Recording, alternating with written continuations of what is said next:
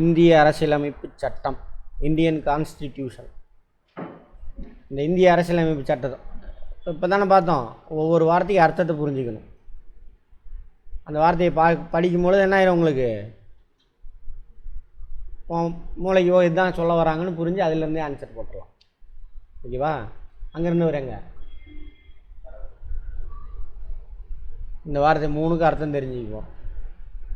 Indiana எது sir? Indiana என்ன? இந்திய அரசியலமைப்பு சட்டம். இந்தியானா எதுங்க அப்படின்னாக்கா ஒரு நாடு. எது சார் நாடு? இந்தியான்னு சொன்னாவே அதில் நம்மளும் அடங்குவோம். பூமியில் இது மேப்பு எப்போ பார்த்தாலும் மேப்பு முழுவதும் மனசில் வச்சுட்டு நான் மார்க் பண்ணுற இடத்த கவனிக்கணும். இந்த ஃபுல்லாக மனசில் வச்சுக்கிட்டே கவனிக்கணும். இந்த லேண்டு, சரியா? இந்த லேண்டில் வசிக்கக்கூடிய மக்கள், இந்த லேண்டுக்குள்ளே வசிக்கக்கூடிய மக்கள் எல்லாத்தையும் சேர்த்தணும்னா அதான் என்னது? இந்தியா. அடுத்து போங்க, அடுத்த சென்டென்ஸ் என்ன சொல்லுது? அரசியலமைப்பு சட்டம். இந்திய அரசியலமைப்பு. இந்தியானா இந்த லேண்டு. இந்திய அரசியலமைப்பு சட்டம்.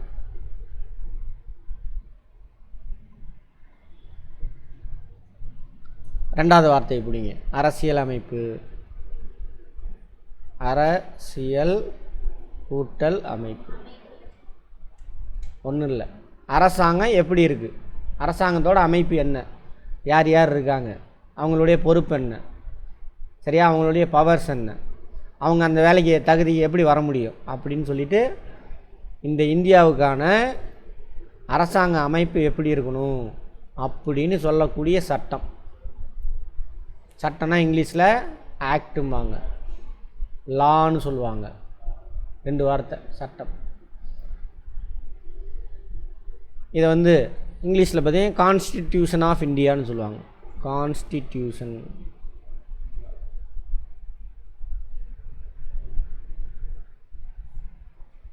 கான்ஸ்டிடியூஷன்னா அரசியலமைப்பு சட்டம், இந்தியாவுக்கான அரசியலமைப்பு சட்டம்.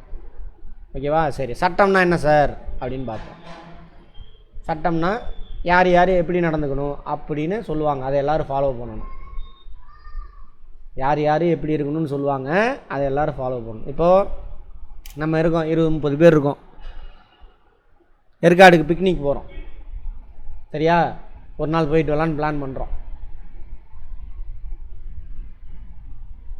எத்தனை மணிக்கு போகலான்னு கேட்குறேன். எல்லோரும் என்ன சொல்லுவீங்க? ஒருத்தர் 10 மணிங்க, ஒருத்தர் 8 மணி. சார் 6 மணிக்கே போகலாம் சார், நல்லாயிருக்கு சார். 30 பேர்த்துலேயே ஒருமித்த கருத்து இருக்கா? ஆளாளுக்கு ஒரு கருத்து. அப்போ பொதுவாக பெரும்பான்மையான மக்கள் என்ன சொல்கிறாங்களோ, நம்மள பெரும்பான்மையானவங்க என்ன சொல்கிறாங்களோ அதை நம்ம ரூலாக மாற்றிடுவோம். 9 மணிக்கு எல்லோரும் வந்துடுங்க. 30 பேர்த்தில் 20 பேர் 9 மணிக்கு போகலான்றாங்க. அப்போ எல்லோரும் 9 மணிக்கு வந்துடும். இன்னும் 10 பேருக்கு ஒத்துவல்ல, இருந்தாலும் பெரும்பான்மையான மக்கள் ஒத்துக்கிட்டு அதை ஏற்றுக்கணும். அப்படி எல்லாத்துக்கும் பொதுவாக இப்படி தான் நடந்துக்கணும் ஒரு விதி உருவாக்குறோம்ல, அதுக்கு பேர் தான் சட்டம். அதை எல்லோரும் ஃபாலோ பண்ணணும். புரியுதா? அந்த சட்டப்படி நடக்கலைன்னா அவன் தான் யார்? குற்றவாளி. தப்பு செஞ்சவன் அவன் தான். சட்டத்தை மீறினவன் தான் தப்பு செஞ்சவன். இப்போ நீதிபதியெல்லாம் தீர்ப்பு கொடுக்குறாங்கல்ல, எதை வச்சு தீர்ப்பு கொடுக்குறாங்க? சட்டத்தில் சொல்லியிருப்பாங்க இதெல்லாம் செய்யக்கூடாது அப்படின்னு, இப்படி தான் செய்யணும் அப்படின்னு இருக்கும். அப்படி செய்யலை, அதை மீறினான் அப்படிங்கும் பொழுது என்னது? அவன் தப்பு குற்றவாளி அப்படின்னு சொல்லுவாங்க. இப்போ தீர்ப்பு கூட கொடுத்தாங்களா? ஆளுநருக்கு எந்த பவரும் இல்லைன்னு நீதிபதிகள் எதை வச்சு கொடுத்தாங்க? சட்டத்தில் வச்சு தான் கொடுத்தாங்க. அவங்களோட ஐடியாலாம் சொல்ல முடியாது, சொல்லக்கூடாது, சொன்னால் அது தவறான இது. அதுதான் சட்டம். இப்போ சட்டம்னா விதிமுறைகள், அதை எல்லோரும் ஃபாலோ பண்ணணும் அந்த நாட்டில் உள்ளது. இப்போ ஃபுல்லாக படிங்க. இந்திய அரசியலமைப்பு சட்டம். பூமியில் இந்த நிலப்பகுதியில் வசிக்கக்கூடிய மக்கள் அவங்களுக்கான ஒரு அரசாங்கம் எப்படி இருக்கணும்னு சொல்லிட்டு ஒரு சட்டத்தை உருவாக்கியிருக்காங்க. அந்த சட்டத்துப்படி தான் அரசாங்கம் நடக்கும். இப்போ தீர்ப்பு கூட கொடுத்தாங்களா நீதிபதிகள்? எதை வச்சு தீர்ப்பு கொடுத்துருப்பாங்க? அரசியலமைப்பு சட்டத்தை. சட்டம்னா வேறு வார்த்தை நல்லா புரிஞ்சுங்க. போக்குவரத்து சட்டம் இருக்குது, சரியா? கார்ப்பரேட் சட்டம் இருக்குது, கோஆப்ரேட்டிவ் சட்டம் இருக்குது, இது மாதிரி எல்லாத்துக்கும் சட்டம் இருக்குது. எஜுகேஷன் ஆக்ட், பள்ளி கல்வித்துறைக்குன்னு தனியாக சட்டம் இருக்குது, கல்லூரி கல்விக்குன்னு தனியாக சட்டம் இருக்குது. இது எதுக்கான சட்டம்? இந்திய அரசியலமைப்பு, இந்தியாவுக்கான அரசாங்கமே எப்படி இருக்கணும் அப்படிங்கிறதுக்கான சட்டம். இந்த இந்திய அரசியலமைப்பு சட்டத்தை வச்சு இதில் தான் ஆளுநர் யார், சீஃப் மினிஸ்டர் யார், பிரைம் மினிஸ்டர் யார், பிரசிடெண்ட் யார் எல்லாம் சொல்லியிருக்காங்க. அதுபடி தான் நடக்கணும், அதுபடி தான் தீர்ப்பு கொடுத்துருக்காங்க. ஆளுநருங்கிறவர் நீ சும்மா தான், அந்த இந்திய அரசியலமைப்பு சட்டப்படி சட்டப்பேரவை தான் என்னது மக்களோட பிரதிநிதிகள், அவன் என்ன கொண்டு வந்து கொடுக்குறான்னா கையெழுத்து போடு நீ கண்ணை மூடிட்டு, அப்படி தான் தீர்ப்பு கொடுத்துருப்பாங்க. எடுத்து பாருங்கள். அப்போ இந்த சட்டத்தை நீ தெரிஞ்சிருக்கணுமா இல்லையா? அப்போ நம்மளை ஆட்சி செய்கிறதே யார்? இந்த சட்டம் தான். அதை தான் பார்க்க போகிறோம். வார்த்தையில் அர்த்தம் இருக்கா? இப்படி ஒவ்வொரு வார்த்தையும் புரிஞ்சுக்கணும். சும்மா அர்த்தம் தெரியாமல் அந்த வார்த்தை நீ யூஸ் பண்ணவே கூடாது. அதோட முட்டாள்தானே எதுவுமே கிடையாது. ஓகேவா? அடுத்தது இதை தான் பார்க்க போகிறோம், இந்திய அரசியலமைப்பு சட்டம். அப்போ இந்தியாவில் அரசாங்க அமைப்பு எப்படி இருக்குது, யார் யாரெல்லாம் இருக்க போகிறாங்கன்னு தெரிஞ்சுக்க போகிறோம். அதுக்கு முன்னாடி அரசாங்கம்னா என்ன சார்? போன கிளாஸ்லேயே பார்த்துருப்போம். அரசாங்கம்னா என்ன? இங்கிலீஷில் கவர்மெண்ட்.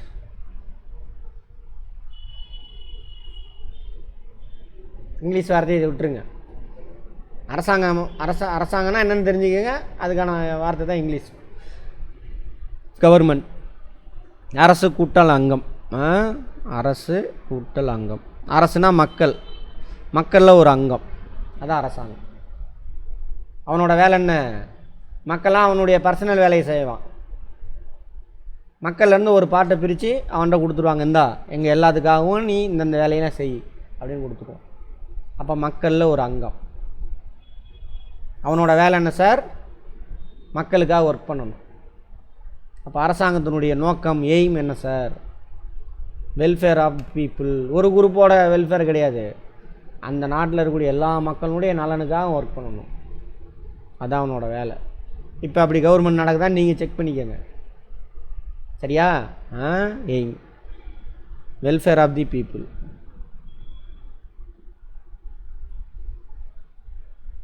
இங்கிலீஷில். தமிழில் மக்களின் நலன். இதெல்லாம் புரிஞ்சால் தான் நம்ம ஒர்க் பண்ணுவோம். இங்கே வாழவே முடியும், வாழணும், ஓட்டு போடணும், அரசியலை பற்றி பேசணும். இதெல்லாம் தெரியாமல் அரசியல் பேசுகிறது. அப்பா அம்மா சொல்லுவாங்க, எங்கள் அப்பாவுக்கு இவரை பிடிக்குன்னா பேசுகிறது, எங்கள் தாத்தாவுக்கு இவரை பிடிக்குன்னு பேசுகிறது. என் தலைவர் யார்? தலைவர் சினிமாக்காரனுங்க, அவருக்கு பிடிக்குதுன்னா பேசுகிறது. அப்படிலாம் பேசக்கூடாது. சரியா? பேசவே கூடாது, விட்டுருங்க. அப்படின்னா ஓட்டு போடாதீங்க. இதெல்லாம் தெரியலைன்னா ஓட்டு போடக்கூடாது. ஏன்னா நம்ம ஓட்டு போடுறோம் தான் அங்கே வருவான். நமக்கு நாலேஜ் இல்லைன்னா எவன் நல்லவன் கெட்டவன் எப்படி தெரியும்? எதை போடுறோம் ஓட்டு? சும்மா 4 பேர் சொன்னான்னு போடுவோம். அதை இதே கதை தான், என் தலைவன் சொன்னான், அப்பா அம்மா சொன்னாங்க அப்படின்ட்டு. சரி, பார்ப்போம். மக்களோட நலன்னா அரசாங்கத்தோட நோக்கம். மக்களுக்காக தான் ஒர்க் பண்ணணும். அரசாங்கத்துக்காக மக்கள் கிடையாது, மக்களுக்காக தான் அரசாங்கம். ஓகேவா? அப்போ மக்களோட நலனுக்காக அரசாங்கம் என்னென்ன வேலையெல்லாம் செய்யணும் சார்? அரசாங்கத்தின் பணிகள் 3 முக்கியமான பணிகள் இருக்குது. இதெல்லாம் புரிஞ்சுக்கிட்டு வந்தீங்கன்னா தான் கரண்ட் அஃபேர் புரியும், பின்னாடி உள்ள அமைப்பு யார் யார் என்ன வேலை செய்யணும்லாம் புரியும். கொஸ்டின்னு 4 ஆன்சர் இருக்கும். கொஸ்டினை புரிஞ்சுக்கிறேன், என்னடா கேட்குறான், ரைட், 4 ஆப்ஷன் இருக்குது, இதுதான் வரும் அப்படின்னு டிக் பண்ணுவேன். புரிஞ்சதை வச்சு ஆன்சர் பண்ணுவேன். மனப்பாடம் பண்ணி கொஸ்டின்னு அந்த இதை ஆன்சரை மனப்பாடம் பண்ணி எழுத பண்ண மாட்டேன். நீ புரிஞ்சதை வச்சு ஆன்சர் பண்ணுவேன். அப்போ புரிஞ்சதை வச்சு ஆன்சர் பண்ணால் என்ன பண்ண தேவையில்லை, மனப்பாடம் பண்ண வேண்டாம், உட்காந்து படிச்சுக்கிட்டே இருக்க வேணாம். எக்ஸாம் காலையில் உட்காந்து படிப்போம், இந்தியன் எக்கானமி, அவர் எக்கானமி, இந்தியன் எக்கானமி புரிஞ்சுட்டு போனால் ஜாலியாக அப்படி போகிற போக்கில் எழுதிட்டு போகலாம், பாஸ் ஆகிடலாம். சரியா? ரைட். அரசாங்கத்தின் பணிகள், ஃபங்க்ஷன்ஸ் ஆஃப் கவர்மெண்ட்.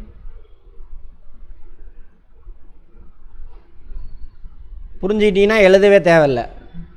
ஓகேவா? எழுதவே எனக்கு கேட்டால் தேவையில்லை. ஏதாவது டவுட் இருந்தால் திரும்ப வீடியோ ப்ளே பண்ணி பார்த்தா முடிஞ்சு போச்சு. ஆமாவா? இருக்குது, அவ்வளோதான். எதுக்கு எழுதணும்? ரிவிஷன் பண்ணுறதுக்காக தான் எழுதணும். நம்ம ரிவிஷனுக்கு தான் வீடியோவே இருக்குது, அதுக்கு எதுக்கு எழுதுறீங்க? என்ன பண்ணிக்கிட்டன்? சரியா? அதேமாதிரி ஸ்கூலில் நடத்த எழுத வைப்பானுங்க. எதுக்கு? நீ பேசக்கூடாதுங்கிறதுக்காக. அங்கே உன்னை சிந்திக்க விட மாட்டாங்க. சிந்திச்சு அப்புறம் கேள்வி கேட்பல, அப்புறம் எனக்கு தெரியாதுல்ல. எழுதாதீங்க, கவனிங்க. வீடியோ இருக்குது, வீடியோ பார்த்துக்க போகிறீங்க. அடுத்தது 3 வேலை, முக்கியமான வேலை. அந்நியரிடமிருந்து பாதுகாப்பு. வெளிநாட்டுக்காரன் நம்மளை அட்டாக் பண்ணாமல் பார்த்துக்கணும். இல்லை, இப்போ ரிவர்ஸ் இப்படி போவோம். அடிப்படை கட்டமைப்பு வசதி உருவாக்கணும். அதான் அரசாங்கத்தோட முக்கியமான வேலை. Infrastructure development.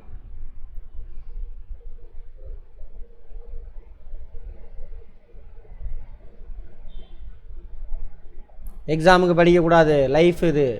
எக்ஸாம் ஆட்டோமேட்டிக்காக அடிச்சிருவேன் ஆன்சரு.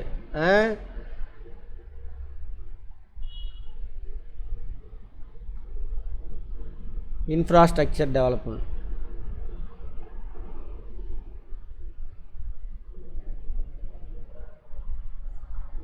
அது என்ன சார் இன்ஃப்ராஸ்ட்ரக்சர் டெவலப்மெண்ட்? முக்கியமான தேவை அதெல்லாம் இருந்துச்சுன்னா அந்த இடத்துல எல்லா வசதியும் மக்களுக்கு கிடச்சிடும். முதல்ல வாட்டர், நீர் வசதி. அடுத்தது போக்குவரத்து. வேறு என்ன சொன்னீங்களே? அதெல்லாம் அப்புறம். சுகாதாரம், சுத்தமாக இருக்கணும். ஹெல்த், சானிடேஷன், சாக்கடை வசதி, தண்ணியெலாம் ஓட நிற்கக்கூடாது, கழிப்பறை வசதியெல்லாம் செஞ்சு கொடுக்கும். அடுத்தது மருத்துவ வசதி. அதையும் மீறி நோய் வாய்ப்பட்டினா குணப்படுத்துறதுக்கு மருத்துவ வசதி, மெடிக்கல் ஃபெசிலிட்டி. அப்புறம் முக்கியமானது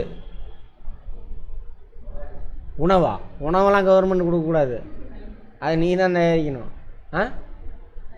கல்வி, எஜுகேஷன் ஃபெசிலிட்டி. இதெல்லாம் யார் செஞ்சு கொடுக்கணும்? அரசாங்கம் செஞ்சு கொடுக்கணும். நல்லா தெரிஞ்சுக்கோங்க, ஓகேவா? அடுத்தது அப்புறம் தான் என்னது? இதெல்லாம் கிடச்சிருச்சு, எல்லாம் பண்ணுற. நீ உற்பத்தி செய்கிற பொருளை என்ன பண்ண எடுத்துகிட்டு போகணுமா? அல்லது கல்வி கற்றுக்கிறதுக்கு ஒரு இடத்துலேருந்து இன்னொரு இடத்துக்கு போகணுமா? உடம்பு சரியில்லைன்னு ஒரு இடத்துலேருந்து இன்னொரு இடத்துக்கு ஹாஸ்பிட்டல் போகணுமா? அதுக்கெல்லாம் என்ன வேணும்? போக்குவரத்து வசதி.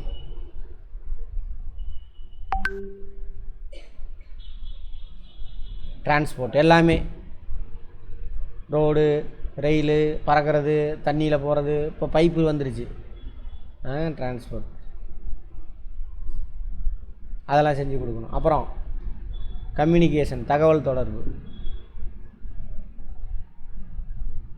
எதுக்கு தகவல் தொடர்பு தேவை?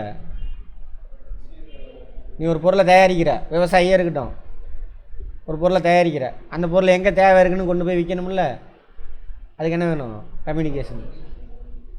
எது மூலிமா விவசாயிக்கு இந்த தகவல் கிடைக்கிது? இப்போது டிவியில் நியூஸ் வாசிக்கிறானா? எதுக்கு சொல்கிறான்? சென்னையில், கோயம்பேட்டில் தக்காளி இந்த விலைக்கு விட்டுறது எதுக்கு சொல்கிறான்?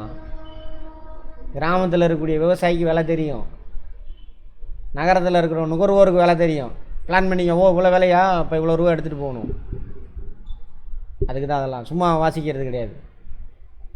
இப்போ இங்கே இன்ஸ்டியூஷன் இருக்குன்னு எப்படி தெரிஞ்சது உங்களுக்கு? எஜுகேஷன், கம்யூனிகேஷன் மூலிமா தான் தெரிஞ்சது, சும்மா தெரிஞ்சுதா? அதெல்லாம் கல்வி வசதி, போக்குவரத்து, தகவல் தொடர்பு, இதெல்லாம் செஞ்சு கொடுக்கணும். அதெல்லாம் யாரோட வேலை? அரசாங்கத்துக்கு. இதெல்லாம் செஞ்சாக்கா அந்த ஏரியாவில் இப்போ ஒரு விவசாயி எடுத்துக்குவோம். விவசாயிக்கு தண்ணி வசதி இருக்குது, விவசாயம் பண்ணுவான். சரியா? எங்கெங்கெல்லாம் ரா மெட்டீரியல் கிடைக்குது அப்படிங்கிறத தகவல் தொடர்பு மூலிமா தெரிஞ்சுட்டு அங்கே போய் வாங்கிட்டு வருவான், நல்ல தரமான ரா மெட்டீரியல். சரியா? எங்கே அதேமாதிரி வாங்கிட்டு வரணும்ல, அதுக்கு போக்குவரத்து வசதி யூஸ் பண்ணிக்குவான், எல்லாமே கிடைக்கும் அவனுக்கு. எப்படி விவசாயம் பண்ணணுங்கிறத எஜுகேஷன் மூலிமா கற்றுக்குவான், விவசாயம் பண்ணி எல்லாம் செய்வான். சுத்தமாக இருந்துச்சுன்னா நோய் வராது. அதே மீறி நோய் வந்துருச்சுன்னா அவன் ஹாஸ்பிட்டல் போய்க்குவான். ஹாஸ்பிட்டல் போகலை அப்படின்னா செத்து போயிடுவான், ப்ரொடக்ஷன் நின்று போயிடும். புரியுதா? இப்போ ப்ரொடக்ஷன் பண்ணியாச்சு, நல்ல கல்வி, நல்ல தண்ணி வசதியெலாம் இருக்குது, விவசாயம் பண்ணுறான், தரமான பொருளை உற்பத்தி பண்ணி வச்சுருக்கான். எங்கே நல்ல வேலைக்கு போகுதுன்னு பார்ப்பான் கம்யூனிகேஷன் மூலிமா. புரிஞ்சுதா? அதை கொண்டு போய் விற்பான் டிரான்ஸ்போர்ட்டில். அப்போ அவனுக்கு என்ன ஆகும்? வருமானம் வரும். நல்லா கவனிக்கணும். பேசாத கவனி, அங்கே பேசாதீங்க, இங்கேயா இருந்தது, தள்ளி உட்காருங்க. இங்கேருந்து வரீங்க வசந்தா, சரி இந்த பக்கம் மாறி உட்காருங்க. பக்கத்தில் பேசாதீங்க, கவனிங்க தயவு செஞ்சு.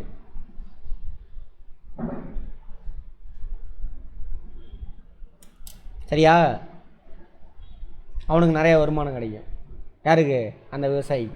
அவனுக்கு மட்டும் இல்லை, அவன் காட்டில் வேலை செஞ்சான்ல, அவனுக்கெல்லாம் சம்பளம் கொடுத்துருப்பான், அவனுக்கெல்லாம் வருமானம் வரும்.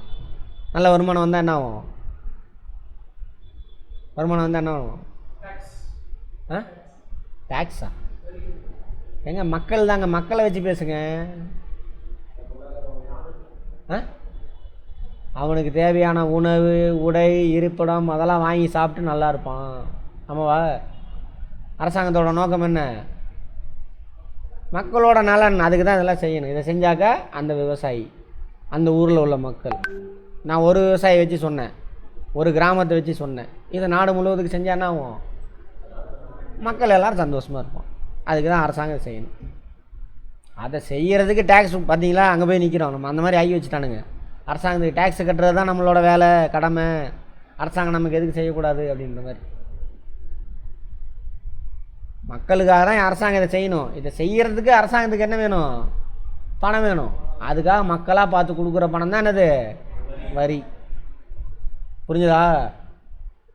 பேர் என்ன சொன்னீங்க? விஸ்வபாரதி. ஃபுல் நேம் சொல்லுங்கள்.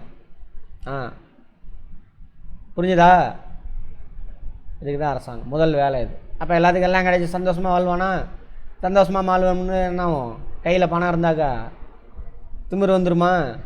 ஒருத்தனை அடிச்சுக்குவோமா? கையில் பணம் இருந்தால் சண்டைக்கு போவான், எல்லாம் பேசாமல் அடங்கிட்டு இருப்பான். அப்போ அடிச்சுக்குவானுங்க உள்நாட்டில் மக்கள். ஒருத்தனை அவனை அடிச்சிக்காமல் பார்த்துக்கணும். ஸோ அவங்க யார் யார் எப்படி நடந்துக்கணும் சட்டம் கொண்டு வரணும், ரூல்ஸ். அந்த ரூல்ஸ் படி எல்லோரும் நடக்கிறாங்களான்னு பார்த்துக்கணும். யாரோட வேலை? அரசாங்கத்தோட வேலை. சட்டம் ஒழுங்கை பராமரித்தல், maintenance of law and order. ரெண்டாவது வேலை. முதல் வேலை அது முடிஞ்சிச்சு. அரசாங்கத்தோட ரெண்டாவது வேலை இது. சட்டம் ஒழுங்கு எப்படி பராமரிக்கணும்? சட்டத்தை எவனாவது மீறினானா அவன் மேலே ஆக்ஷன் எடுக்கணும். அப்போ அதை பார்த்து மற்றவன் என்ன பண்ண மாட்டான்? தப்பு பண்ண மாட்டான். யாரோட வேலை? அரசாங்கத்தோட. சொல்கிறாங்களா? அங்கே பாருங்கள், அங்கே கற்பழிப்பு நடந்துச்சு, உடனே நீங்கள் ராஜினாமா பண்ணுங்கள். கற்பழிப்பு நடந்ததுக்கெலாம் ராஜினாமா பண்ண முடியுமா? எப்போ ராஜினாமா பண்ணணும்? கவர்மெண்ட் அவன் மேலே ஆக்ஷன் எடுக்காமல் இருந்தாக்கா அப்போ தான் நம்ம போர்க்குடி தூக்கணும். அவன் மேலே ஆக்ஷன் எடுத்து அவன் தூக்கி உள்ளே போட்டான், நல்லா போயிட்டுருக்குன்னு அர்த்தம். அப்போ அதை பார்த்துட்டு என்ன பண்ணுமா? கற்பழிப்பு செய்கிறவன் அல்லது ஜாதி வன்கொடுமை செய்கிறவன், அவனோட தப்பு செய்கிறவன்லாம் என்ன ஆகும்? குறையும். புரிஞ்சுதா? அதான் அரசாங்கத்தோட வேலை. சட்டம் ஒழுங்கை பராமரித்தல் ரெண்டாவது வேலை, அரசாங்கத்தின் இரண்டாவது வேலை. சட்டம் யார் யார் எப்படி நடந்துக்கிறாங்க, சட்டம் அதை எல்லோரும் ஃபாலோ பண்ணுறாங்களான்னு பார்க்கணும். அதான் சட்டம் ஒழுங்கை பராமரித்தல். அது அரசாங்கத்தோட வேலை. சரியா? அடுத்து மூணாவது வேலை. இப்போது எல்லாத்துக்கும் எல்லா வசதியும் கிடச்சிருச்சு, உணவு உடை இருப்பிடங்கள், சந்தோஷமாக வாழ்கிறான். ஒருத்தனை அடிச்சுக்காமல் பார்த்துக்கிறது சட்டம் ஒழுங்கு பராமரிக்கிறோம். அதுக்கு தான் நீதிபதிகள் இருப்பாங்க, போலீஸ் ஸ்டேஷன், இவங்களாம். அது கவர்மெண்ட் தான் வச்சுருப்பாங்க. அதை யாருக்காக செய்கிறாங்க? அந்த நாட்டில் இருக்க எல்லா மக்களும் சந்தோஷமாக வாழணும், அதுக்காக தான். சரியா? அடுத்தது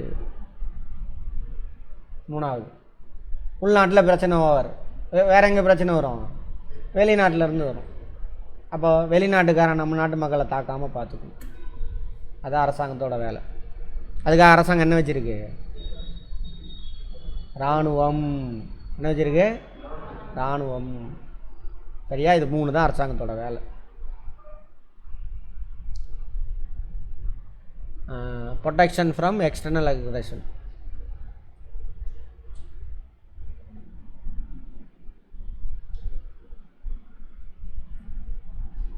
அந்நியரிடமிருந்து நாட்டை பாதுகாத்தல். அந்நியர்னா வெளிநாட்டுக்காரன்.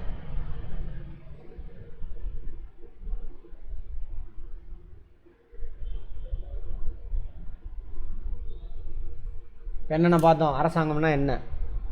அரசாங்கத்தோட நோக்கம் என்ன? அரசாங்கத்தோட நோக்கம் என்ன? மக்களோட நலன். அந்த நோக்கத்தை நிறைவேற்றுறதுக்காக மூணு வேலை செய்யணும். என்ன பண்ணணும்? அரசு அடிப்படை கட்டமைப்பு வசதி மேம்படுத்தணும். அடுத்தது சட்டம் ஒழுங்கு பராமரிக்கணும். அப்புறம் இராணுவத்தை பராமரிக்கணும். புரிஞ்சா? இது அரசாங்கத்தோட வேலை. சரியா? சரி, இந்தியாவில் அரசாங்கம் எப்படி சார் இருக்குது அதானே பார்க்க போகிறோம். இந்தியாவில் அரசாங்கம் எத்தனை அடுக்கில் இருக்குது சார்? சரி, அதுக்கு முன்னாடி இன்னொன்று பார்க்கணும், காமனான விஷயம். அரசாங்கம் அப்படின்னாக்கா 3 அங்கம் இருக்கும். ஏன்னா ஒருத்தண்டி இதெல்லாம் கொடுத்துட்டோன்னு வச்சுங்க, அரசாங்கம் ஒரு நாட்டில் யார் அதிக பவராக இருப்பாங்க? கவர்மெண்ட்டை விட்டு ஆள் கிடையாது பவர். அவன்கிட்ட தான் இராணுவம் இருக்குது, அவன்கிட்ட தான் போலீஸ் இருக்குது, அவன்கிட்ட தான் பணமே அதிகமாக இருக்கும். அரசாங்கம் தான் வரியெல்லாம் கொடுக்குறோம்ல, எத்தனை கோடி பேர், அவன் தான் பவர்ஃபுல்லான ஆள். அப்போ அந்த அரசாங்கத்தில் பவரில் இருக்கிறவன் நல்லவனாக இருந்தால் அரசாங்கம் ஒழுங்காக நடக்கும், இல்லைன்னா முடிஞ்சு போச்சு கதை. நேற்று கூட அந்த நீதிபதி தீர்ப்பு சொல்லியிருப்பார், அரசியலமைப்பு சட்டம் எவ்வளோ சூப்பராக இருந்தாலும் ஆட்சி அதிகாரத்துக்கு வரவன், சரியா, அரசாங்கத்தில் அங்கம் வகிக்கிறவன் நல்லவனாக இருந்தால் தான் நல்லாயிருக்கும் அப்படின்னு அம்பேத்கர் சொன்னதை அந்த தீர்ப்பில் கொடுத்துட்டு பாருங்க நீதிபதி, உச்ச நீதிமன்ற நீதிபதி. சரியா? ஆமாம். இப்போ நல்லவனாக இருந்தானா ஓகே, இல்லைனா போச்சு. அதனால தான் என்ன பண்ணுறாங்க, அரசாங்கத்தை பணிகளை 3ஆக பிரிச்சிடுறாங்க. அரசாங்கத்தின் அங்கங்கள், இங்கேருந்து தான் கொஸ்டின் உங்களுக்கு ஸ்டார்ட் ஆகும். அதுக்கு முன்னாடி உள்ளதெல்லாம் அண்டர்ஸ்டாண்டிங்கு, இங்கேருந்து கொஸ்டின் ஸ்டார்ட் ஆகும். நல்ல டேலண்டட் கொஸ்டின் பேப்பர் எடுத்தாங்கன்னா இதெல்லாம் கொஸ்டினாக வரும். அரசாங்கத்தோட பணிகள் என்ன, அரசாங்கத்தோட நோக்கம் என்னவாக இருக்கணும், அப்படிலாம் நல்ல நாலேஜ் பர்சன் எடுத்தாங்கன்னா அப்படி வரும். சரி, அரசாங்கத்தின் அங்கங்கள், பில்லர்ஸ் ஆஃப் கவர்மெண்ட் அப்படின்னு சொல்லுவாங்க. எத்தனை அரசாங்கத்தில் எத்தனை தூண்கள் உள்ளன?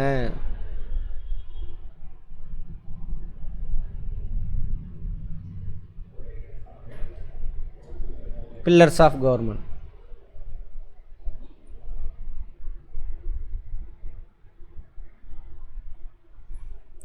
அரசாங்கம் மக்களோட நலனுக்காக ஒர்க் பண்ணணும், சரியா, அந்த வேலையெல்லாம் செய்யணும். பட் அந்த வேலையை 3ஆக பிரிக்கிறாங்க, ஒரே ஆள் செய்யக்கூடாதுன்றான். சரியா? அப்போ 3 தூண் இருக்கும் அரசாங்கத்தில். சட்டம் இயற்றும் துறை,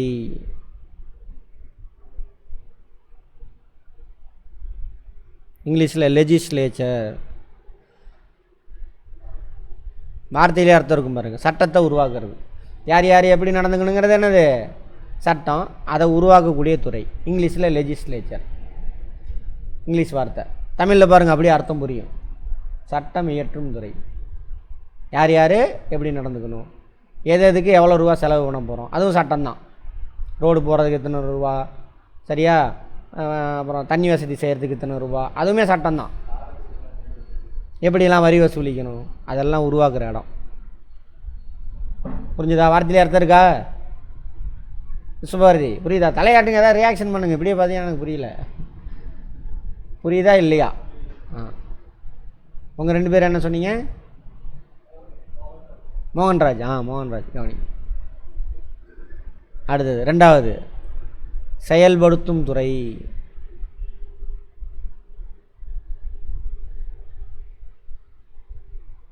எக்ஸிக்யூட்டிவ் இங்கிலீஷில், அல்லது செயல்படுத்துத்துறை, இன்னொரு பேர் நிர்வாகத்துறை.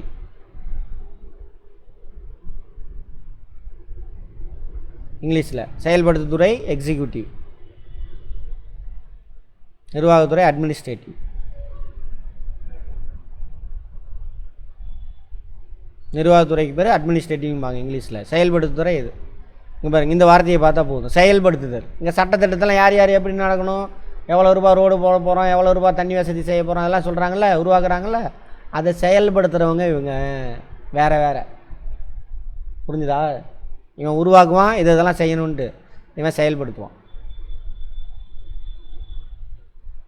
ஓகேவா? அடுத்தது உங்கள் பேர் என்னம்மா?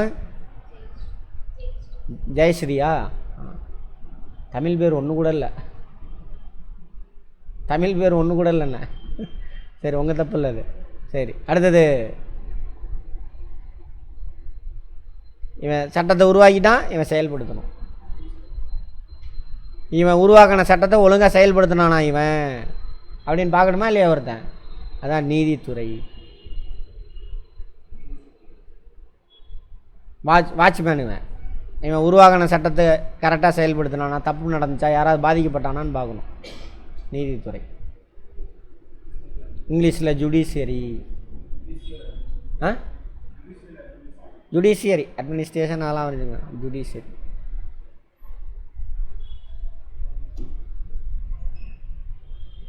இப்படி 3 அரசாங்கத்தில் 3ஆக பிரித்து வச்சுட்டான்.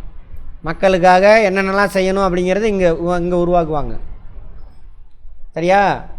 அதை செயல்படுத்துறது எடுத்து இவன்கிட்ட கொடுத்துருவான். இவன் அப்ரூவல் கொடுத்தாலும் இவன் எடுத்துகிட்டு போய் செயல்படுத்தணும். புரிஞ்சுதா? இவன் கரெக்டாக இவன் சட்டத்துக்கு உட்பட்டு தான் இவெல்லாம் செஞ்சு முடிச்சிருக்கானான்னு சொல்லிட்டு வாட்ச் பண்ணணும். அவன் தான் இவன் நீதித்துறை. ஓகேவா? இங்கே யாராவது பாதிக்கப்பட்டால் நம்ம நீதித்துறையிட்டு போய் நீதி கேட்கணும். அவன் எவிடன்ஸ்லாம் செக் பண்ணி தப்பு பண்ணியிருந்தாங்க அவனுக்கு தண்டனை கொடுப்பாங்க. பாதிக்கப்பட்டவனுக்கு நிவாரணம் கொடுப்பாங்க. புரிஞ்சுதா? இப்போ பார்ப்போம், சின்ன எக்ஸாம்பிளோடு பார்ப்போம். இப்போது தமிழ்நாடு அரசாங்கங்கிறது ஒரு கவர்மெண்ட். ஓகேவா? அரசாங்கம் நமக்கு செய்யணும். அவங்க என்னென்ன வேலை செய்யணும், எங்கெங்கே அதை எழுதியிருக்காங்க எல்லாமே கான்ஸ்டியூஷனில் தான் சொல்லியிருப்பாங்க. பார்ப்போம்.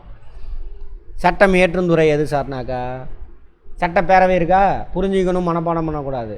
சட்டப்பேரவை கூட்டத்தோடு நடந்துக்கிட்டு இருக்கா?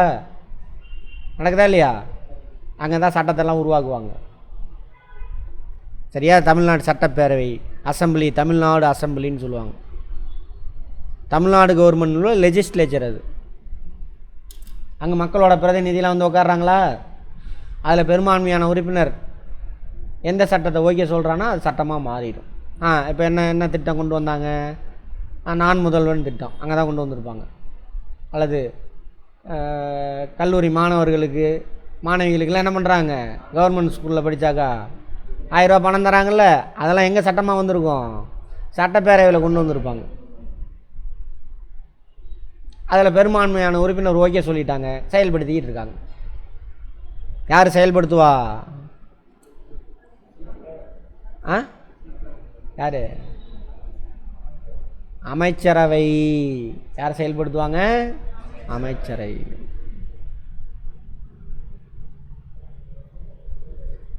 Council of ministers. என்னது இங்கிலீஷில்? Council of. இவங்க தான் செயல்படுத்துகிறவங்க.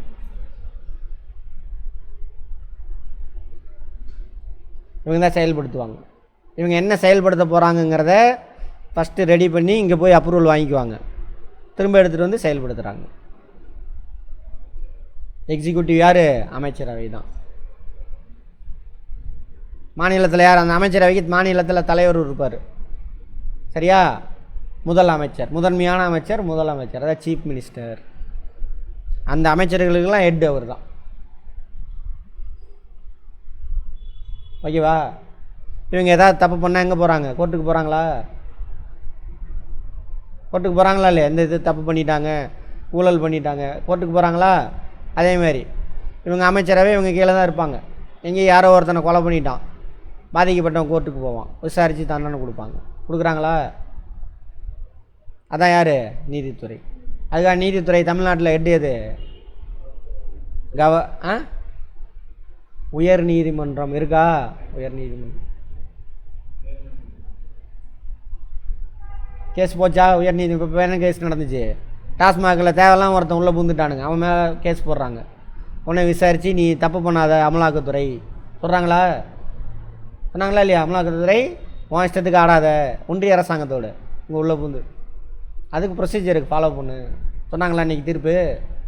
அதெல்லாம் யாருமே பார்க்குறதில்ல. அப்புறம் எப்படி ஓட்டு போய் யார் ஓட்டு போட்டிருக்கீங்க இது வரைக்கும்? ஓட்டு போட்டவங்க கை தூக்குங்க, பயப்படாமல் தூக்குங்க. பாருங்க, நான் தான் ஓட்டு போடல.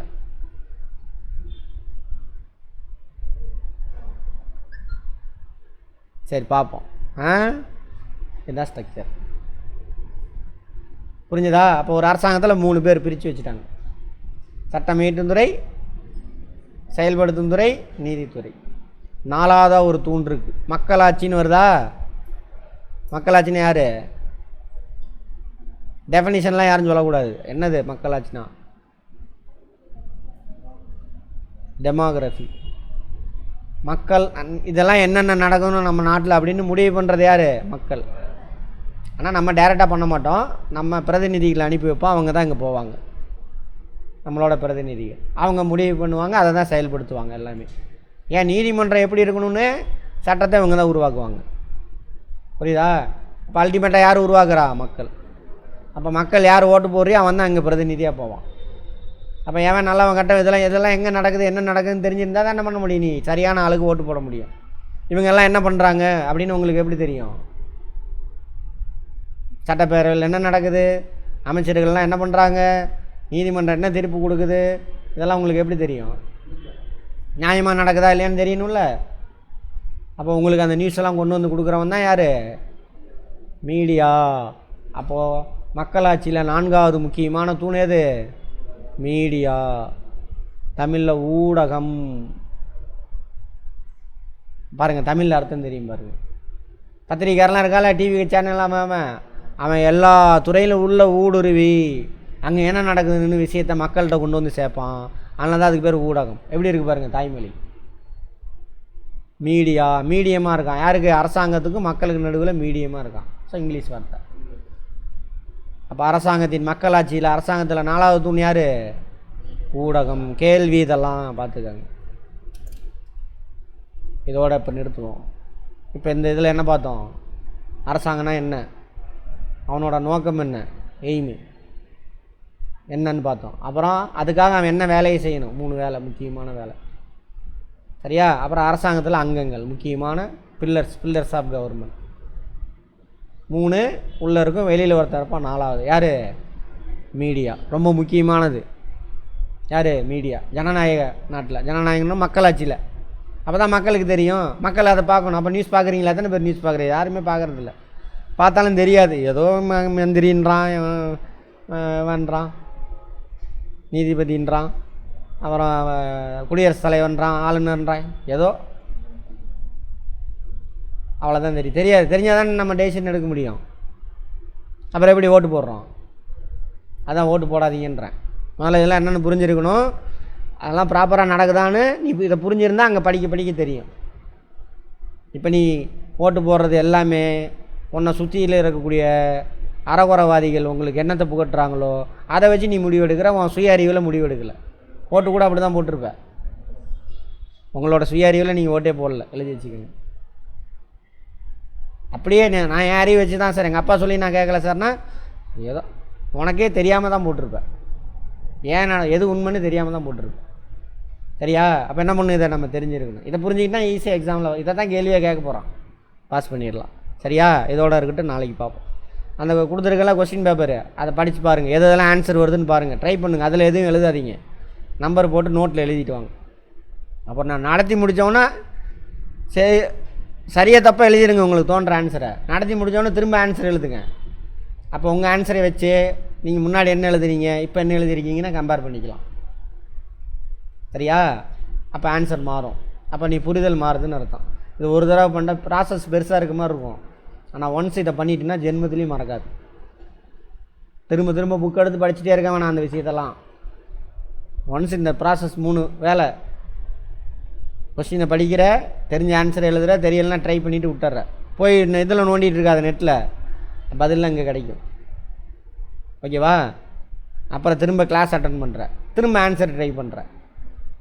அதுக்கு பக்கத்துலேயே எழுது ஆன்சரை. இப்போ முன்னாடி ஏன் எப்படி எழுதுனா இப்போ எப்படி எழுதணும், கம்பேரிசன் நடக்கும். டவுட் வரும், வந்து கேளு, அதை எக்ஸ்பிளைன் பண்ணுவேன். ஸோ பழசெல்லாம் கழிச்சிட்டு புதுசாக ஆட் பண்ணிக்கிறேன். சேஞ்ச் இன் மைண்ட், அதான் என்னது எஜுகேஷன். ஒன்ஸ் புரிஞ்சிக்கிட்டா அதுக்கப்புறம் மறக்காது. சரியா? தப்பும் நடக்காது. ரைட், பார்க்கலாம்.